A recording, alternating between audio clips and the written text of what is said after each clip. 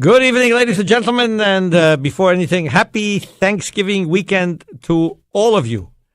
Please have mercy on the turkeys, but enjoy each other and contemplate all the things you have to be grateful for. And in Canada, there are loads. And as you know, between now and the end of the United Way campaign, we devote the first segment of each hour to the United Way. In the first segment, it's a pleasure to speak to Keenan Wellar. Keenan, welcome to our program. Thank you. How are you? I'm doing great. Thanks. So, not every day that we get to speak to a CEO. So you're a CEO of an interesting organization called LiveWorkPlay. That's right. It's like something I'd like to do all the time. Well, that's part of the idea of the name, I think. Right. Because the people we support often don't get to do those three things, so that's kind of where the name comes from. You actually are located not far from United Way headquarters. We are right behind them in many ways, but also physically. Yeah. That's on Lola. That's right. It's around the corner from United Way. So tell us, what's this? Is this your brainchild? No, actually, I've been a part of two other comings together of nonprofits in the same space, but this one, we are coming in, I think we are partner number 7 in this. Now, the launch was just in September, so it is very fresh in many ways, but many of the other partners have been working on this for, I think it's almost a year. They were putting everything together.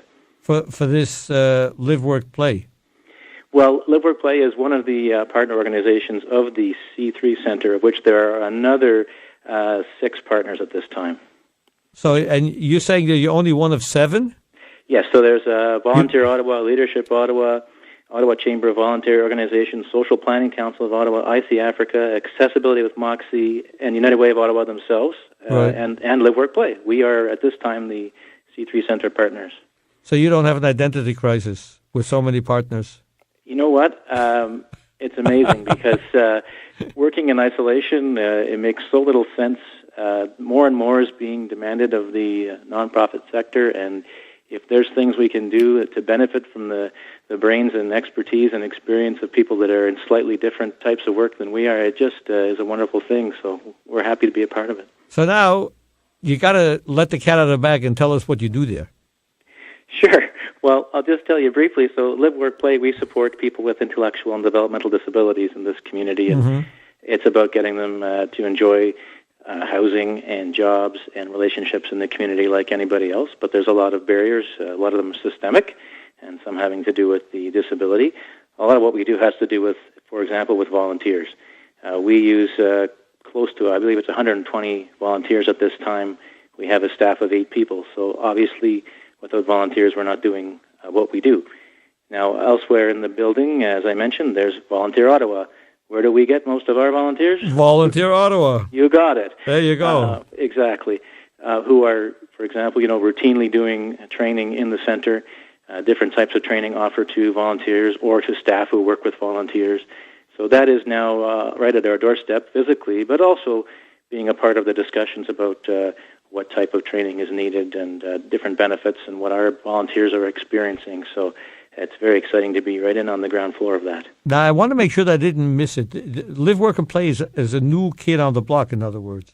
Well, we have been around since full-time since 1997. That's not a new kid at all. We are the new kid at the C3 Center, though, because we're partner number 7, so the other 6 have been at it for a while. Oh, so relatively they're older than you are. Yeah. Do they pull rank on you, or do they make life hard on you, or what? They were very welcoming. In fact, they put up little signs on all our desks, and they were excited to have us. So we'll hope that continues to be the case. They're enjoying having us there. On your resume, it says that you're a big United Way supporter. Yes. That's not an exaggeration. No, and I'm really particularly excited about the direction they've taken. Now, they've been working on it for a long time, so it's not new in that sense, but a lot of what they've announced in the last year about their pursuit of social change and the way they are tying their investments to change in the community. I find as a donor, as a volunteer, those kind of things, not just as a professional, I find those very exciting concepts to be a part of, and we're also trying to live the same thing at LiveWorkPlay and the C3 Center, so it's a lot of synergy there. All right, so let me ask you a philosophical question. How does the LiveWorkPlay translate in terms of change? Is the goal there to get people who have, let's say, for whatever reason, been out of it to get back into the stream? Is that how you focus the goal, to be in line with the mantra of the United Way? I think we're in line, but it would be a different perspective. When we started, I would say that's how I would have explained it to you. Right. Now my understanding from getting to know people with intellectual disabilities and their challenges and getting to know how our community works, right. More of the challenge is we built up a lot of things in our community that makes it really hard for a variety of people who are different to succeed.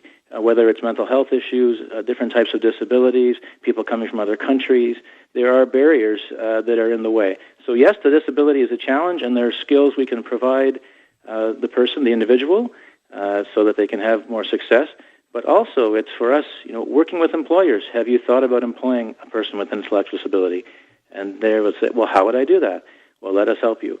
So that kind of thing. Have you ever been a neighbor to a person with intellectual disability? How should I act differently? What do I say? What does that mean? What are the right words? So there's all kinds of work to be done with other people and businesses and agencies, and it's not just about the person that has a disability. So it's investing in those different types of segments of the community and sectors, and how can we get them thinking differently? Right. In other words, to get everybody to appreciate everyone else is sort of like the bottom line. That is the global goal, and I think that's why for us, just focusing on our little sector of people with this type of disability is not going to get us very far, because really it's a bigger perspective of thinking of just difference in general, and it's working with a variety of communities that have some skills and experience in that. There are people in the the physical disability community that they're very modest, but they are experts.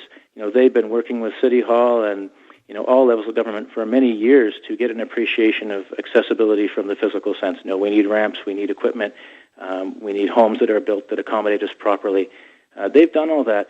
For our community, those things they're just in development, and we need to learn from others, how can we help change conditions so that it can be more successful. Good show, fella. Thank you very much for joining us and sacrificing a vital component of Thanksgiving weekend to be with us.